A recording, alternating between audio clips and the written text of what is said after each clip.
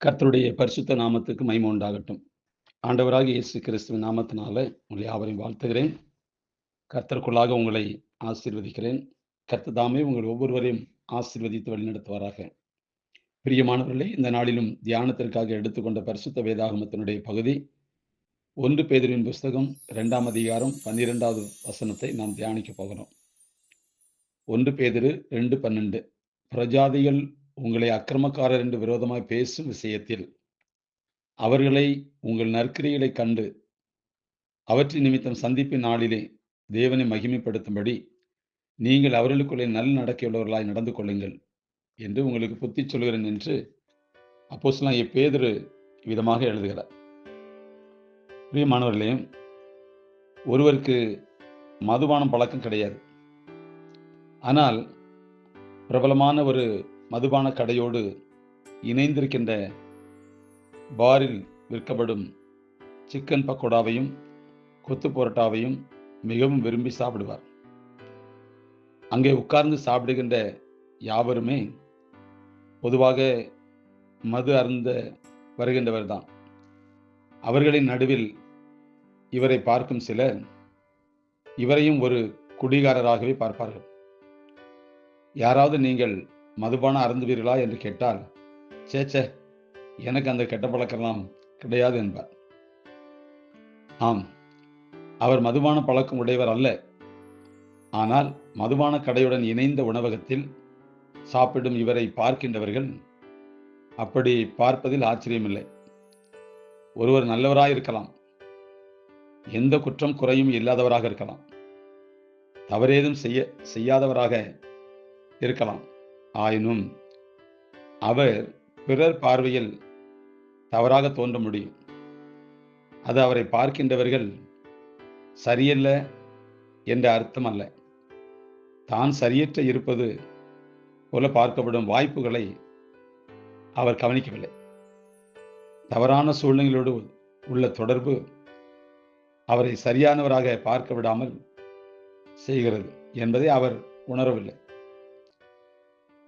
ஆம், நாம் நல்லவர்களாக வாழ்ந்தாலும் தவறானவர்களாக பார்க்கப்படும் விதமாக நாம் நடந்து கொள்கிறோமோ என்பதை நாம் ஒவ்வொருவரும் கவனிக்க வேண்டும்.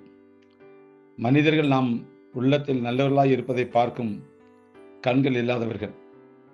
எனவே நாம் புறம்பாக கொடுக்கும் காட்சிகளின் எச்சரிக்கையாக இருக்க வேண்டும். நாம் எந்தெந்த சூழ்நிலையோடு சம்பந்தப்பட்டவர்களாக தோன்றுகின்றோம் என்பதை கவனிக்க வேண்டும். நாம் எப்படிப்பட்டவர்களோடு நெருக்கமானவர்களாக காணப்படுகிறோம் என்பதை மிக அதிகம் கவனிக்க வேண்டும். ஆம், கர்த்தருடைய பிரியமானவர்களே, கர்த்தருடைய பிள்ளைகள் தேவ வழியில் நடப்பதோடு பாவ வழிகளில் நில்லாதவர்களாகவும் காணப்பட வேண்டும். யார் எப்படி பார்த்தால் எனக்கு என்ன என்ற ஆணவ சிந்தையை தவிர்க்க வேண்டும். கர்த்தருக்கு மட்டும் நாம் யார் என்று தெரிந்தால் போதும் என எண்ணக்கூடாது. நாம் மனிதர்களுக்கு முன்பாக சாட்சியாக வாழவும் அழைக்கப்பட்டுள்ளோம். நம்முடைய சமுதாய தொடர்புகள், ஈடுபாடுகள், உடை, நடை, பாவனை என எந்த ஒரு பகுதியிலும் தேவையில்லாமல் நம்மை பிறர் தவறாக பார்ப்பதற்கு இடம் கொடாமல் வாழ வேண்டும். அதுதான் ரொம்ப முக்கியம். ஒரு குடிகாரனோடு ஒரு நல்லவன் சேர்ந்தா ஊர் உலகம் அவனை பார்க்கும்போது இவனும் குடிகாரன் தான் தோன்றுவான்.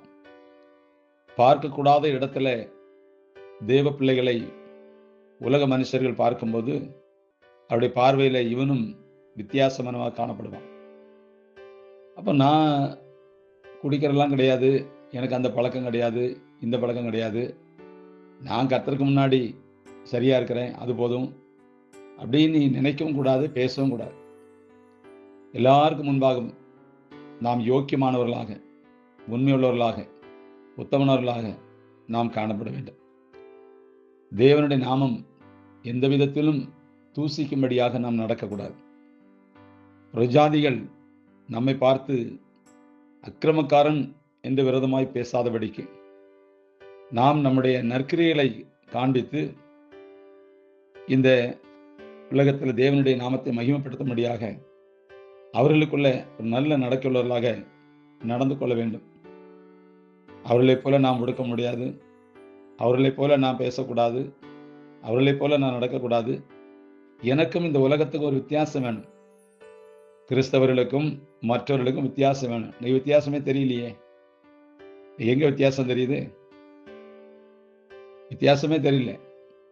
ஆமா, ஆட்டுக்குட்டியும் பண்ணியும் சேத்துல விழுந்தா அதுவும் பண்ணி மாதிரி தான் தெரியுது. அப்படிதான் இன்னைக்கு கிறிஸ்தவம் போய்கிட்டு இருக்கு. அன்பார்ந்தவர்களே, கிறிஸ்தவர்களுக்கு என்று நல்ல சுபாவங்கள் உண்டு, குணங்களோட நற்கிரியைகள் உண்டு, வேறுபாடு ஜீவியம் உண்டு, பரிசுத்த வாழ்க்கை உண்டு, நீதியின் பாதை உண்டு. தேவன் அப்படித்தான் நமக்கு முன்மாதிரியை வைத்து போயிருக்கிறார். ஆண்டவராக இயேசு கிறிஸ்து எல்லாவற்றிலும் முன்மாதிரி வைத்திருக்கிறார். இன்னைக்கு அநேக கர்த்தருடைய பிள்ளைகள் சொல்றாங்க, நாங்கள் ராஜா வீட்டு பிள்ளைகள், நாங்கள் அந்த ட்ரெஸ் போட்டா என்ன, இதில் போனா என்ன, அந்த காரில் போனா என்ன அப்படிங்கிறாங்க. விசுவாசிகளும் அப்படிதான் இருக்கு, ஊழியக்காரர்களும் அப்படிதான் இருக்கிறாங்க. நாமும் தாழ்மையாக இருக்க வேண்டும், உண்மையாக இருக்க வேண்டும், உத்தமமாக இருக்க வேண்டும், பரிசுத்தமாக இருக்க வேண்டும், 4 பேருக்கு மத்தியில் சாட்சியாக இருக்க வேண்டும், அவர்களுக்கு நமக்கும் வித்தியாசம் காண்பிக்க வேண்டும். அதுதான் கிறிஸ்தவம். பாவத்தோடு நாம் போராட வேண்டும், பரிசுத்தத்துக்காக போராட வேண்டும், பரிசுத்த ஜீவியத்துக்காக நம்முடைய வாழ்க்கையை அர்ப்பணிக்க வேண்டும். ஒரு சம்பவத்தை நான் சொல்ல விரும்புகிறேன். நான் சிஎன்ஐயில் கேட்டகிஸ்டாக இருந்த காலத்தில் ஆவியானவர் எனக்கு கற்றுக் கொடுத்த சில காரியங்கள். இப்போ சிஎன்ஐயில் அங்கி போட்டு ஊழியம் பண்ணுவோம். இப்போ இந்த அங்கியோட சில வீடுகள் சந்திக்க போகும்போது சில பேர் டீ குடிக்கிறதுக்கு கடை கூப்பிடுவாங்க. இப்போ நான் அந்த அங்கியோட கடையில் போய் டீ குடித்தா அங்கே ஒரு குடிகாரனும் டீ குடிப்பான், வம்பளக்கிறவனும் அதை தான் டீ குடிப்பான். வேண்டாத வார்த்தைகளை பேசி நேரத்தை போக்குறதுக்குன்னே ஒரு கூட்டம் டீ கடைக்கு வரும். அதில் போய் நான் டீ குடித்தா அந்த வார்த்தைகளை கேட்க வேண்டி வரும். அப்புறம் அதில் ஏதாவது ஒரு வார்த்தைகள் முன்ன பின் ஆகும். நான் போனதுக்கப்புறம் வேறு விதமான பேசுவாங்க. அப்போ நாம் எப்படி நடந்து கொள்ள வேண்டும்? இந்த உலகத்தில் மற்றவர்களுக்கு மத்தியில் என்னை தேவன் வித்தியாசமாக வேறு பிரித்திருக்கிறார் என்கிற நிச்சயத்தோடு ஒரு பரிசுத்தமான பார்வைக்கு இடம் கொடுக்கணும். அவர் நல்ல மனுஷன், அவர் இப்படிலாம் குடிக்க மாட்டார், இப்படி நிற்க மாட்டார், அங்கே சவார மாட்டார், மீன் வார்த்தையில் பேச மாட்டார், ஏழை எளியவர்களுக்கு நல்லா செய்வார் அப்படின்னு ஒரு நல்ல ஒரு சாட்சி வேணும். இன்னைக்கு கிறிஸ்தவ ஜீவியத்தில் சாட்சி இல்லை. அதனால் அக்கிரமகாரர்களுக்கு முன்பாக இந்த உலகம் துன்மார்க்கத்துக்குள்ளே இருக்குது. அதான் சங்கீதம் 1:1 வாசிக்கிறோம். துன்மார்க்கருடைய வழியில் நில்லாமலும், பாவிகளுடைய வழியில் இல்லாமலும், பரியாசக்கார வழியிலும் இல்லாமலும் 3 இடம் இருக்கு. பாவி, துன்மார்க்கம், பரியாசக்காரன் இப்படிப்பட்டவங்களோட சேரக்கூடாது. அந்த ஆலோசனைகளோ அந்த வழியோ நமக்கு அவசியம் கிடையாது.